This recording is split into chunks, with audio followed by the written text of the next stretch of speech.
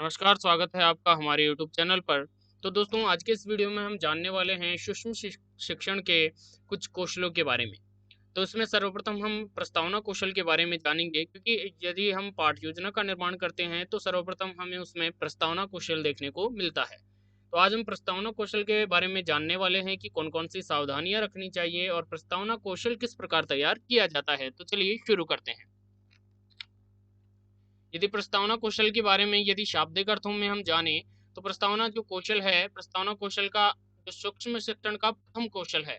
जो सूक्ष्म शिक्षण है, माइक्रो टीचिंग जिसे हम कहते हैं, उसका ये प्रथम कौशल है। जो शिक्षण प्रक्रिया में शिक्षकों को यानी छात्र अध्यापक को जो अध्यापक और छात्र दोनों हैं, उनको शिक्षण तैयार करने के लिए सिखाया जाता है। प्रस्तावना कौशल में जो शुरुआती में बच्चे से प्रश्न पूछे जाते हैं उसके पूर्व ज्ञान के आधार पर, यानी बच्चे को कितना ज्ञान है उसके आधार पर उससे प्रस्तावना प्रश्न पूछे जाते हैं और फिर हम पाठ योजना की शुरुआत करते हैं या पाठ योजना का प्रस्तुतिकरण करते हैं। तो प्रस्तावना कौशल की जो नींव है, क्योंकि किसी भी प्रकरण की शुरुआत करने से पहले हमें प्रस्तावना प्रश्न की आवश्यकता होती है। इसमें आप 3 से 4 प्रश्न या फिर 5 प्रश्नों का चयन कर सकते हैं, जिसके द्वारा आप एक जो आपका प्रकरण है उसको निकलवा सकें। यदि आप 4 प्रश्नों से प्रकरण निकलवा सकते हैं, तो आप 4 प्रश्नों का उपयोग कर सकते हैं या फिर आप 5 प्रश्नों का उपयोग कर सकते हैं।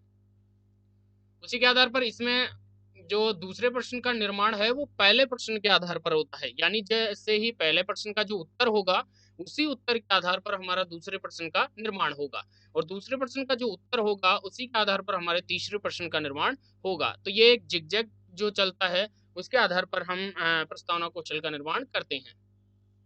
यदि प्रस्तावना कौशल का जो छात्र अध्यापक है वो प्रस्तावना कौशल का विकास कर उसमें छात्रों को समझने की दक्षता का विकास करता है।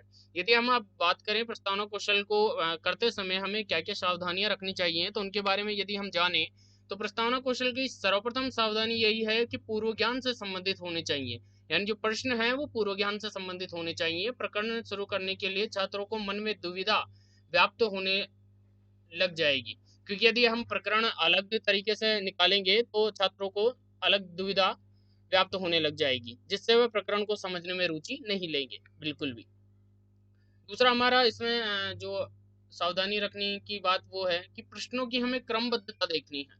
यानी प्रश्न ऐसा नहीं है कि हमने पहला जो प्रश्न बनाया है वो हमने पहला प्रश्न पूछा और उसी के बाद हमने लास्ट वाला प्रश्न पूछ दिया कि समस्यात्मक जो प्रश्न होता है उसको हमने दूसरे नंबर पर रख दिया।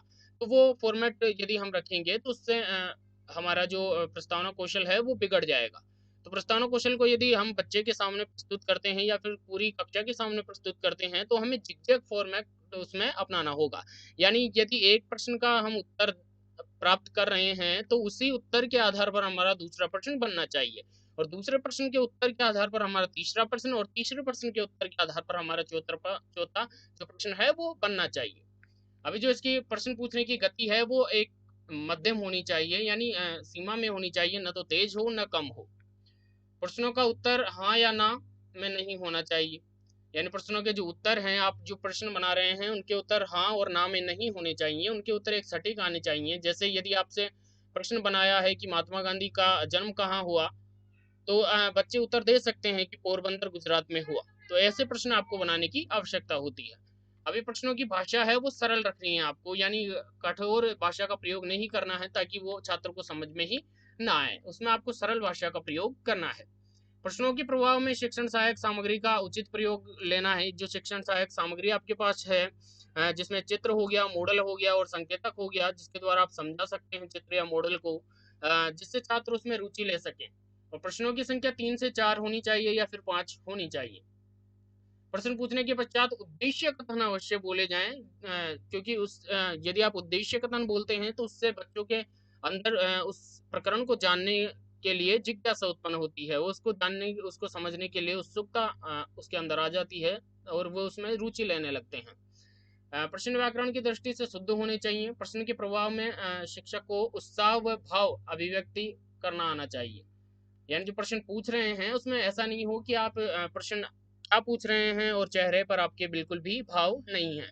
आप प्रश्न वीरता का पूछ रहे हैं और आप रोने वाला भाव लेकर वहां पर प्रश्न पूछ रहे हैं, तो वो बिल्कुल भी प्रस्तावना कौशल के अंडर में नहीं आने वाला है। अभी 8वीं नंबर की यदि हम बात करें तो प्रश्नों का प्रभाव उचित गति के साथ होना चाहिए। शिक्षक को अपनी आवाज ऊंची रखनी चाहिए, यानी पहले यदि शिक्षक में आत्मविश्वास होगा तभी वो पढ़ा पाएगा। तो हमें पहले हम अपना जो आत्मविश्वास है उसको मजबूत करना होगा। यदि आत्मविश्वास आपका मजबूत है, शिक्षक का मजबूत है, तो छात्र उसमें पढ़ने में रुचि अवश्य लेंगे, क्योंकि उससे आवाज आपकी अच्छी जाएगी और आप पढ़ाने में भी रुचि ले पाएंगे। अभी बात करते हैं कि एक फॉर्मेट कैसे तैयार करें प्रस्तावना कौशल का, जिससे हमें समझ में आ जाए कि प्रस्तावना कौशल आखिर होता क्या है। चलिए एक फॉर्मेट तैयार करते हैं। अब यहाँ पर आप देख रहे हैं जो प्रस्तावना कौशल का फॉर्मेट है ये आपके समक्ष दिखाई दे रहा है। तो सर्वप्रथम ऊपर की तरफ आपको विद्यालय का नाम देना है, फिर छात्राध्यापक का नाम देना है, यानी आपका नाम देना है यहाँ पर।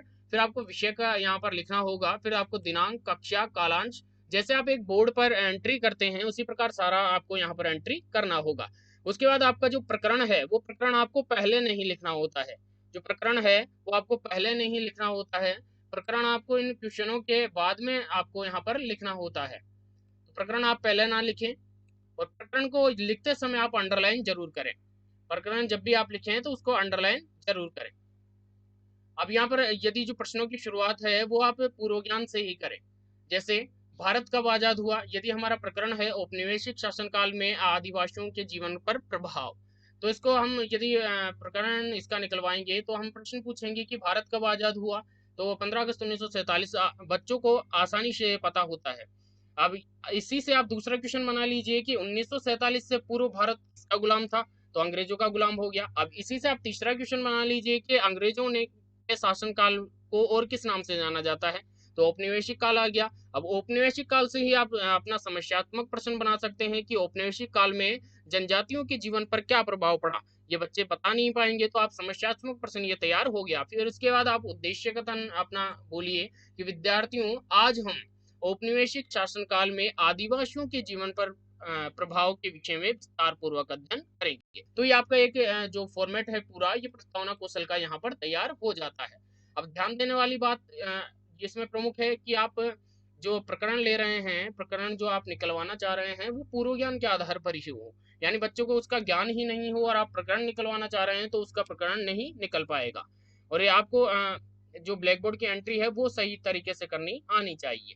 और प्रकरण आप पहले ना लिखें, प्रकरण आप बाद में लिखें, जब आप समस्यात्मक प्रश्न प्रस्तुत कर दें उसके बाद आप प्रकरण लिखें, और उस प्रकरण को अंडरलाइन करते हुए उद्देश्य कथन आप कहें, ताकि बच्चे को सही तरीके से समझ आए और बच्चा उसको आपके पाठ योजना को पढ़ने में रुचि ले सके। तो आज के लिए बस इतना ही। यदि वीडियो अच्छा लगा हो तो अपने मित्रों के साथ शेयर करें और चैनल को सब्सक्राइब जरूर करें। धन्यवाद।